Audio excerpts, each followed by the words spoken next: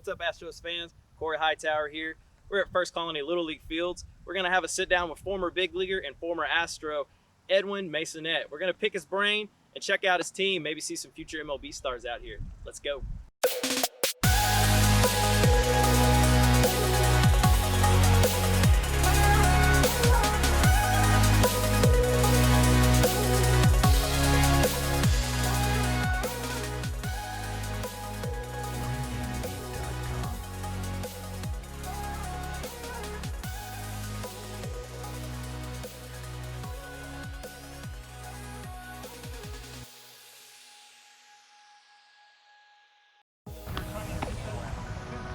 Good job.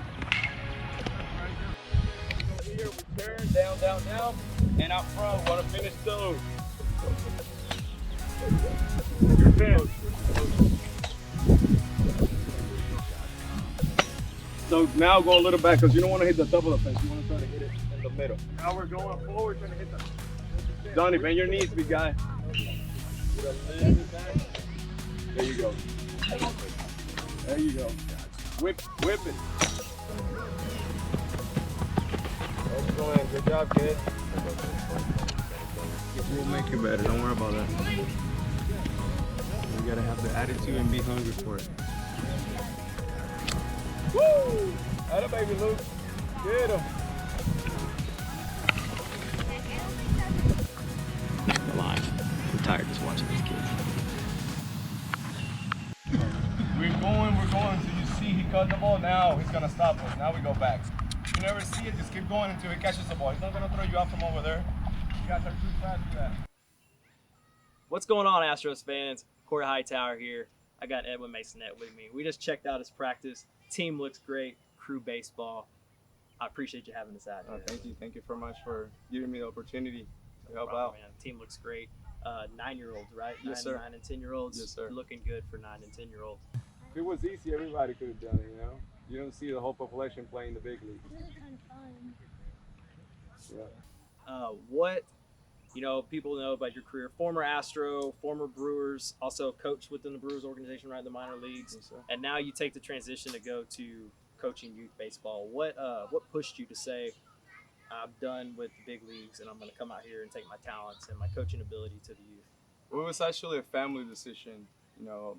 We just moved here like last year, like a year and a half ago. My wife, the first year, my in-laws were in town, but then after that, she was by herself with 2 kids. She's an attorney, so she works a lot too. So it wasn't easy. So, it was a family decision, stay home. And now I was just like, for 2 months, I didn't do anything. Actually, I had the kids in another league playing. I didn't really like the stuff that was going around. And Josh, actually my partner, told me, hey, you had the resume, you play, you went through every single station, you coach as well. So why not, help the youth? And that's how you make a bigger impact than helping, the big leagues. You can help big leaguers so kids from the minor leagues get there. But now when you're impacting the future or pretty much the whole state or this, region or whatever you want to call it, it's a better impact in the society. That's right. I watched you out there with those kids, Edwin. You were awesome. The way you encouraged them, you pushed them, and that's the kind of coach that leaves it cements inside those kids. I've had coaches that left lasting impacts on me. I'm sure you have too. Did you have someone in the big leagues or maybe even high school, little league, somebody that you still think about to this day? Like, man, if it was not for this coach, I would not. I would say the first one was Mike Kinnison. He actually just retired. I want to say he sent a letter this morning or yesterday. He was my D2 coach at Delta State. He was kind of like that. He pushed me and he made me pretty much the man that I am today. And then in the minor leagues, it was Dave Clark. Dave Clark, he was my manager in AA, and he teach me a lot, everything about the game, how to go about my business, how to prepare. So I owe them a lot.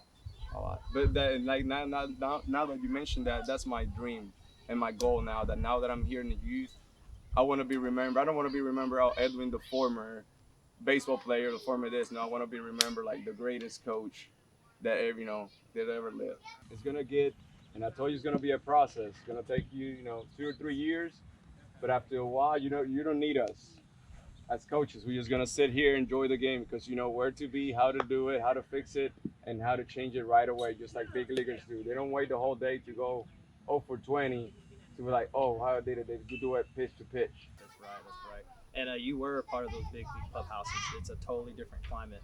inside those clubhouses was in let's refer to the Astros team, that you were a part of. Was there somebody in that clubhouse that you came in as a rookie?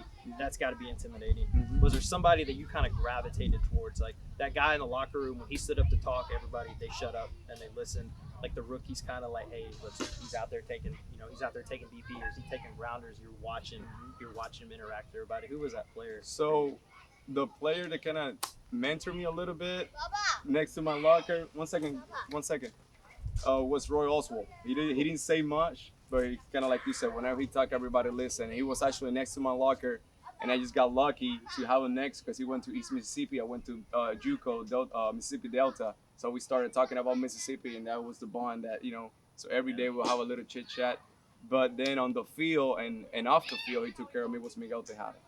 He was like my dad. He was just like, come over here, do this, this is how we prepare, this is how we do it. So he was the one that took care of me. That's cool. That team did have a lot of veterans on it. Yes, sir. Miguel Tejada being one of the better shortstops of all time. So I'm gonna hit you with some rapid fire questions, man. Just gonna go bang, bang, bang, real quick to finish up. Yeah. Any plays? We all have them. Plays that keep you awake at night. Man, if I would have made that play, I'd come up clutch in this situation. Do you have any plays that you think about when you're laying in bed? Like, man, if you could just take me back in time, put me in the box again, like I'm squaring that ball up. Do you have any of those? Oh no, that's one thing they teach you when you're a baseball player. I'm pretty sure they do in basketball and in the NBA and the NFL. It's gone. It's in the past. You cannot dwell. You cannot do anything about it. So just whenever I made an error. Who cares? Let's get him next day. All right. Nastiest pitcher you ever got in the box with? Oh, Jimenez. Oh, Jimenez. Hey, whenever he was throwing that 98 at everywhere, yeah, he was nasty. All right. This is good with the pitching. If you could, anytime, any period of baseball, you pick one pitcher, you get to get in the box with him just to see his stuff. Who you getting in the box with? Who you picking? Any period.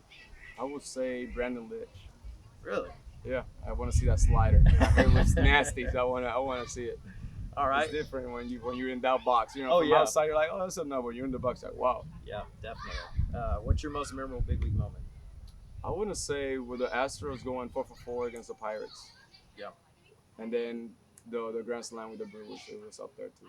Yeah, I did see the Grand Slam. I remember the Grand Slam with the Brewers. Yeah. Anytime you hit a Grand Slam in the big leagues, man, that's something you can take back. So, final question. You got a time machine. You can go back to any moment in baseball history and be a witness to it.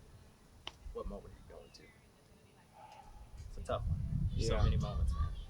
I would say,